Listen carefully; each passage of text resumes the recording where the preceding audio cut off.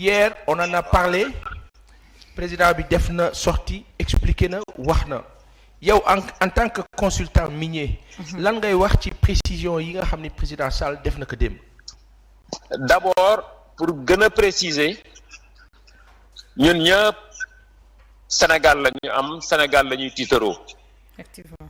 li nga xamante ne wax nañ ko démb par rapport ak sunuy réserve ci wàllu hydrocarbures nous avons notre mot à dire ku nekk am nga ci looy xeltoo ci wàllu wa nga féete li ñuy wax du lu ñuy tàndatu nous maîtrisons la cartographie minière pétrolière et gazière du Sénégal li nga wax léegi ci sa développement sànq ñoom ñoo njëkk a taxaw seen premier colloque bi ñu njëkk a def ni Sénégal dina am 500 milliards par année ci hydrocarbures ren jii ñu ñëw génn beneen ni 700 milliards dama yaakaar ni waaye ci suuf wax nañ 800 milliards ci suuf. waaw kay léegi yow boo demee bay joxe ay chiffres ci la nga war a am ci at mu ne cela veut dire que ni yow am nga de plan de production par jour am nga plan de production annuel xam say réserve pour doog a wax ni lii lañ ciy am kon bu ñu toogee ba tey ñu ne ni ñuy joxe sunu pétrole ak sunuy gaz war nañ koo gën a joññantiwaat ñoom la ñu war a laaj ci lan la ñu basé ñoom ba génne chiffre kooku mooy benn. Deuxièmement, sur ce bloc, c'est sur le bloc de Saint-Louis offshore profond. Ahmed xam na li may wax ndax bloc bii moo indi woon coow Frank Timis. bloc bii nekk Saint-Louis offshore profond superficie mu ngi ci 9463 kilomètres carrés ñoom ñoo ko joxe. bu fekkee ni nag ñun ak Mauritanie tey ñoo ko bokk di ko exploiter. damay wax ni Cosmos ak BP sont actionnaires majoritaires bu fekkee ni nag ñun 700 lañ ci am même bu fekkee vous êtes lambda à la matière vous avez posé une question très pertinente mooy ñun buñ ci amee 800 milliards ñoom ñaata lañ ci am kon damay wax rek ni Sénégal li ñu nattagul mu leer devant tout le monde mu nekk des sondages de précision 3D c'est plus de 1000 milliards de mètres cubes de gaz au Sénégal léegi nag lan la ci Sénégal di am il y a un discours démb bi nga xamante ni sunu président wax na ko ñépp xam nañ ni ki gën a polluer àdduna du ñun Chine mooy polluer à 9 milliards 900 millions de tonnes de CO2 Amérique toll ci 4 milliards 500 millions de tonnes de CO2 Inde nekk ci 2 milliards 400 millions de tonnes de CO2 Afrique yépp boo ko doon dajale li ñuy polluer mbotul 4%. nit bu nekk nag la nga yor ngay xam ni li nga yor moo raw or moo raw diamant.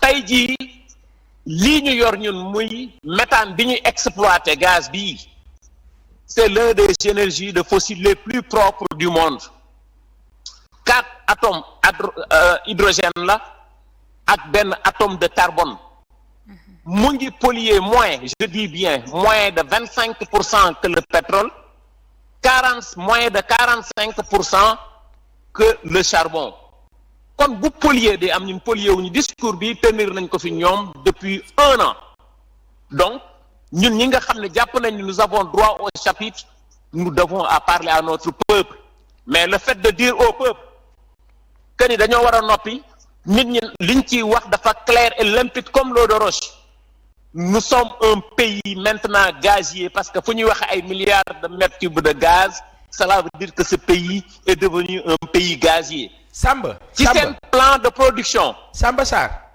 ci seen plan de production. oui. ñu ngi war a exploiter effectivement 14 millions de mètres cubes de gaz jour c'est l'équivalence de 23 333 mètres cubes liquides.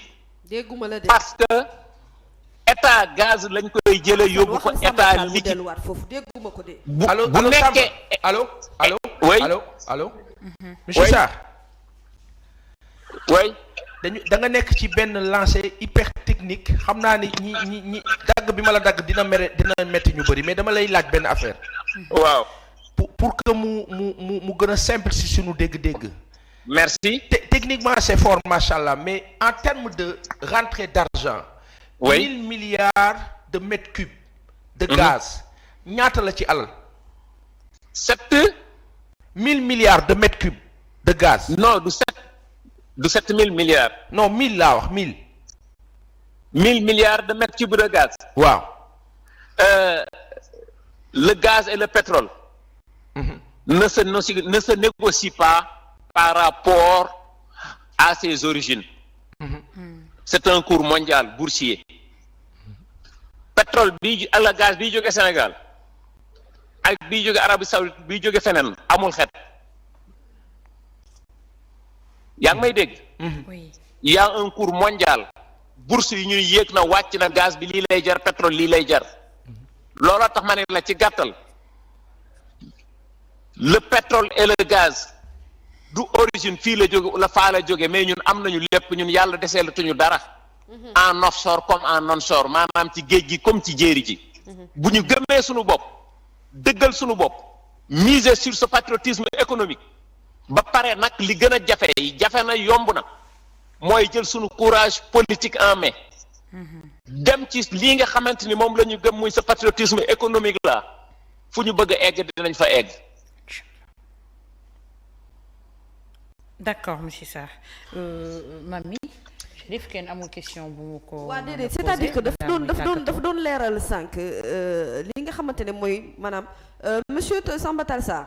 maa ngi dégg bu baax. voilà xam nga sànq da nga nekkoon ci benn lancée bu importante parce que da nga doon expliquer maanaam ñun li ñu am ci wàllum pétrole te muy dañuy dégg rek coowul Sénégal am na pétrole am na gaz mais en réalité mënuñu ko naatable ci wàllum quantité. yaa ngi ko doon joxe sànq ci ay détails mën naan la dellu si waat ci ndax li ngay wax noonu dafa important est-ce que mën nga ciy ñëwaat. xam nga démb même président am na lu mu ci jot a wax. sur les autres blocs. bi ñuy exploiter nii.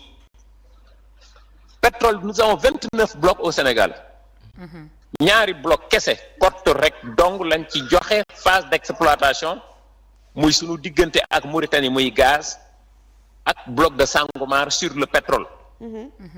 dafa am yeneen ñaari bloc muy blocu Teranga ak Yaakaar dem xanaa déglu ngeen ko bloc yooyu yépp boo ko cumuler cela veut dire que ni ci loolu la ñu sukkandiku wax ni bi ñu defee des sondages de précision système 3D ça c'est des données techniques pour wane ni quantifier nañu dëggantaan gis nga nit di jëlee appareil def échographie xool li nekk ci biir ba xam lépp noonu lañ koy defee ci ressource ci suuf si ou bien ci biir géej bi ñu quantifié ci la ñu xam ne le Sénégal maintenant est devenu un pays gazier ñoom sax dañ koy wax naan 7e au rang Afrique am na ñu naan 4e am ñu naan 3e cela veut dire que ñun exploité guñu mais xam nañ ni fi ne le Sénégal a du gaz et a du pétrole maintenant li nga xamante ni ñun war nañ ci mën a gis suñu bopp pétrole am na xaalis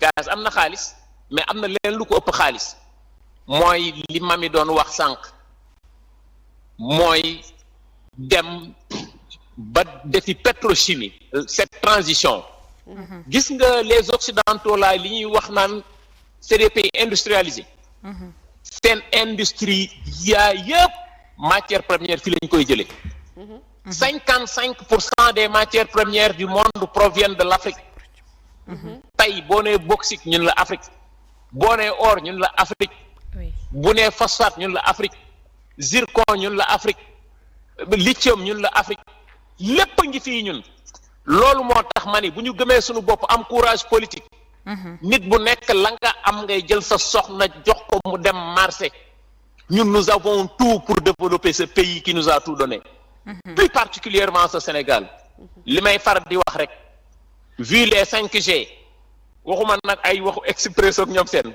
sur les 5G notre situation géographique géopolitique géophysique géostratégique et géologique ne nous permet pas d'être parmi les 25 pays les plus pauvres du monde, les plus endettés et les plus corrompus. Nous méritons plus que ça.